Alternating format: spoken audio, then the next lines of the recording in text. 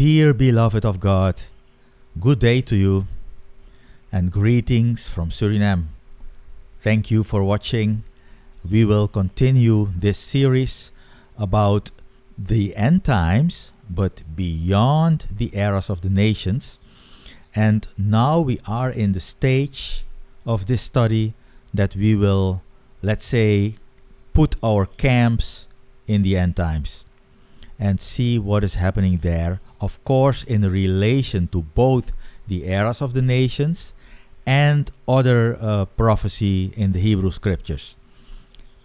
Alright, we will switch over to the slides, but I first have to show you, not have to, but I want to show you that I want to start with this slide again. Why? Because this will give you a broader overview in comparison with the let's say the small overview that one video only gives. So I want to go one slide or two slides back, not always, but in this case to let's say to refresh your memory with regard to both this slide and the next depictions of the animal, the wild beast out of the sea in Revelation 13. I'm going to try to go through it slowly because these are things, this is information that needs to be processed step by step. It needs to be pondered over so that you have a good grasp and overview of what will happen in the end times.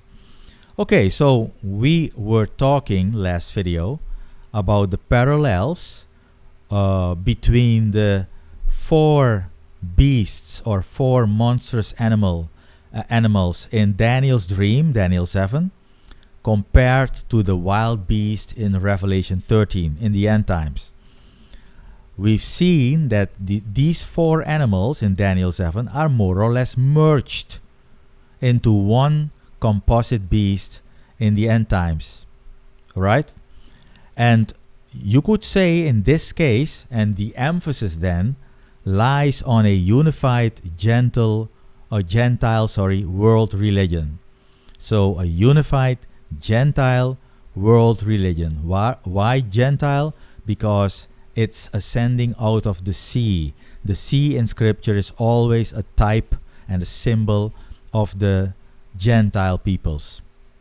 So we've seen some of the characteristics already. It has 10 horns. The wild beast has 10 horns. That equals the fourth animal in Daniel 7. It has 7 heads. That equals the addition of 4 of the heads of all 4 animals in Daniel 7. On its horns, it has 10 diadems. That's new. That's a sign of dominion. The 4 animals in Daniel 7 didn't have diadems on them, just to make sure. And on its heads, blasphemous names. That's also one thing that was not on the monstrous animals in Daniel 7. However, it was said something about the little horn, the 11th horn on the 4th animal. So let's take a look step by step. First of all, this is a depiction, a possible depiction. I don't like that there are more diadems on one horn. That's not logical. And for the rest, the beast looks quite, I would say the depiction looks quite accurate. This one as well, this is a leopard, a leopardess, but a leopard. And it has 7 heads with this is not a lion's head or a lion's mouth, but maybe it is, I'm not sure. But the 10 horns are here very easily visible, and on each horn there is a diadem. That's easier. So let's continue because there are more things to explore and discover. So the wild beast which I perceived, says John, looked like, important, looked like a leopardess. That's the third animal in Daniel 7. And its feet were as a bear's feet. That is the second animal in Daniel 7. And its mouth as the mouth of a lion. The first animal in Daniel 7. Okay, so this wild beast will predominantly be Islamic. Why? Because it looked like a leopardess. That's logical, right? If it looks like a leopardess, it will be predominantly Islamic in nature, this beast. Because we know that the third animal, the leopardess, represents the Islamic religion. So, think now on the colors of the 4 horses in Revelation 6. First you had white, remember the white horse. The second one is the red horse. The third one is the black horse. And the fourth one is the green horse. Remember? So that's Revelation 6. In the next 2 slides, we will see some depictions of what is meant by those 4 colors. Let's continue. And scripture says, and the dragon, Satan, gives the wild beast its power and its throne and great authority. So not only religious authority, but also political authority, of course. So now let's go back to the colors of the 4 horses. What is the word? What does it accentuate? Maybe I should put it like that. These 4 colors, do they remind you of something? Do you recognize these 4 colors with regard to certain realms or areas? Let's take a look. Let's take a look at the flags of Muslim countries. Look at this. There is the occasional yellow, and I also saw the occasional light blue. However, predominantly, it's the 4 colors of the horses of Revelation 6. White, red, black, and green. Do you see that now? And there is also another symbol that I saw. So I will mention it. It's kind of the, what is it? Something like World of Muslim Atlas, something like that. And this depiction. This is the one. And these are exactly the 4 colors of the 4 horses in the Revelation 6. Well, this crescent moon has a certain meaning. I won't mention it because of obvious security reasons. Let me put it like that.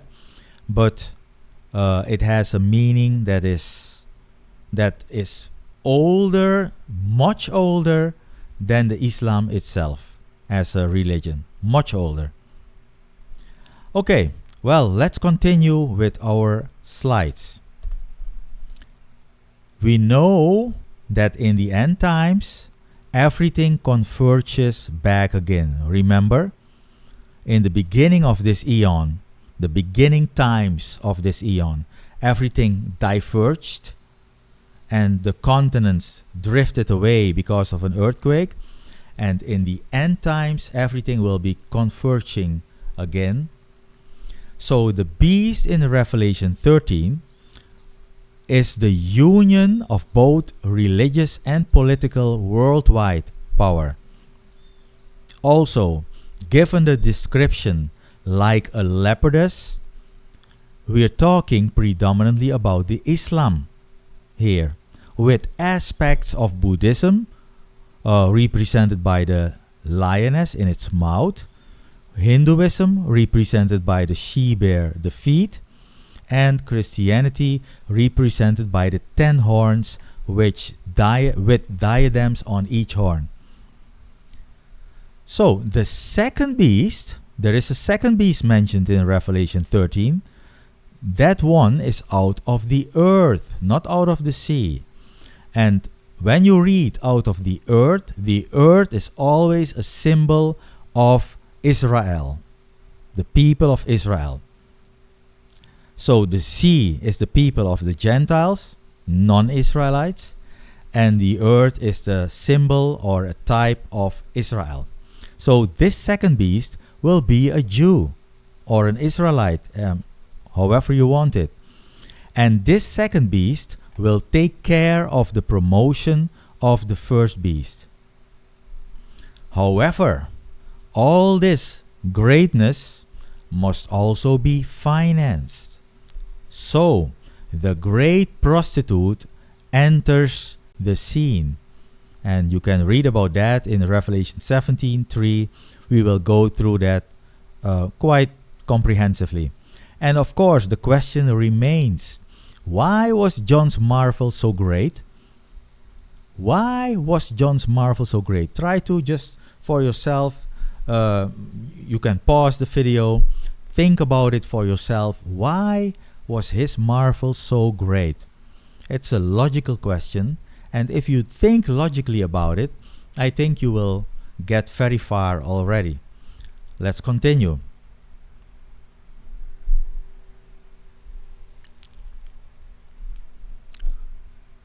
We are going to talk now about the riddle of Revelation 17.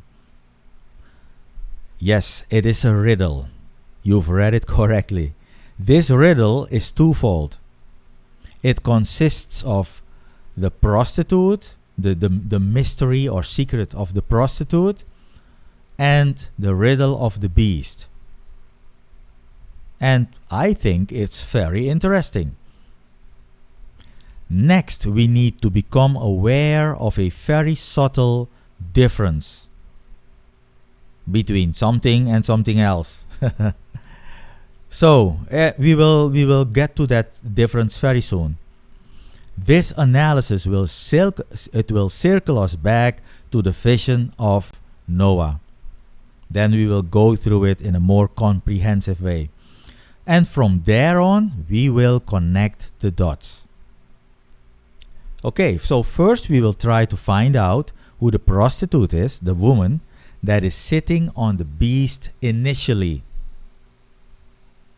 Remember again, John's marvel is great when he perceived the woman, the prostitute. His marvel is great. There is clearly something going on which John seems to know, but which he didn't expect at all, probably. That's the point. He knows and he expects a certain thing, and he sees practically the opposite. Alright? Okay. Let's look at the subtle difference first. Let's read first Revelation 12:3. And seen was another sign in heaven, and lo, a great fiery red dragon, having 7 heads and 10 horns, and on its head 7 diadems. You got that, hopefully. Now the second passage, Revelation 13:1. And it, that's the dragon, was standing on the sand of the sea. And I perceived a wild beast ascending out of the sea, having 10 horns and 7 heads, and on its horns 10 diadems, and on its heads blasphemous names. Do you see a difference already? Let's read. You've seen it correctly if you've seen it. The dragon had 7 heads and 10 horns, but the diadems are on each head, so 7 diadems. So with the dragon again, the diadems are on the heads. With the wild beast, also 10 horns and 7 heads. However, the diadems with the wild beast are on each horn, So there are 10 diadems. You know that nothing in scripture is in vain.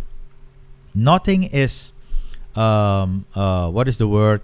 Redundant, right? So this difference has a specific meaning, obviously. Every word, everything in scripture has a meaning. Well, the question becomes, why this difference? What does it mean? Let's take a look. So I'm going to share my view on this. The diadems represent authority and dominion, as said before. The dragon in Revelation 12 represents Satan, obviously. It also says it in, I think, verse 9. Its 7 heads, the dragon's 7 heads with the diadems, represent empires, listen to this, inspired by Satan in this eon during the whole 3rd eon, which had sway over the people of Israel. And this is the link, the red line, with regard to the 7 empires. They are all inspired by Satan, since he is the god of this eon, which had sway, these empires had sway over the people of Israel. They subjugated them. That is the common factor in these empires. Next, the wild beast in Revelation 13 is a composite of the 4 Gentile religious world empires described in Daniel 7. We know that already.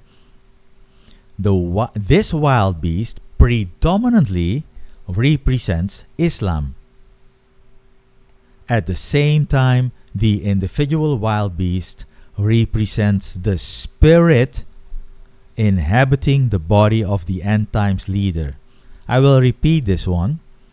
At the same time, so while the wild beast is a system on the one hand, the wild beast is also an individual in the end times. And this individual in reality represents the spirit, the spiritual being inhabiting the body of the end times leader. And let me say it right away. And so what I think is that the end times leader will be killed. He will be assassinated, and they will find that he is dead. And after probably 3 days, Satan being a copycat, he will raise from the dead, so to speak.